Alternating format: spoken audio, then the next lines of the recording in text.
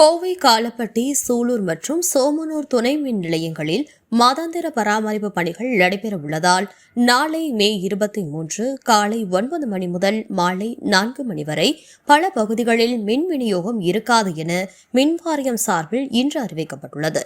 காலப்பட்டி துணை மின் நிலையத்தில் நடைபெறும் பராமரிப்பு பணிகள் காரணமாக காலப்பட்டி, வீரியம்பாளையம், சேரன்மாநகர், நேரு நகர், சிட்ரா, கைகோளம்பாளையம், வெள்ளியம்பாளையம், பாலாஜி நகர், KR பாளையம், ஜீவா நகர், விளாங்குறிச்சி, தண்ணீர் பந்தல், லட்சுமி நகர், முருகன் நகர், பீலமேடு இண்டஸ்ட்ரியல் எஸ்டேட், ஷாப் நகர், மகேஸ்வரி நகர், குமுதம் நகர், செங்காளியப்பன் நகர் ஆகிய பகுதிகளில் மின் விநியோகம் இருக்காது.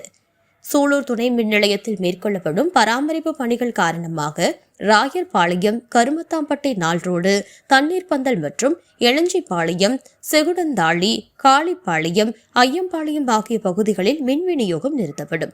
அதேபோல சோமனூர் துணை மின் நிலைய பகுதிகளில் நடைபெறும் மாதாந்திர பராமரிப்பு பணிகள் காரணமாக சோமனூர், கிருஷ்ணாபுரம், சாமலாபுரம், தொட்டிப்பாளையம், செந்தில் நகர், பரமசிவன் பாளையம், கனியூர் ஒரு பகுதி ஆகிய பகுதிகளில் மின் விநியோகம் இருக்காது என்பது குறிப்பிடத்தக்கது.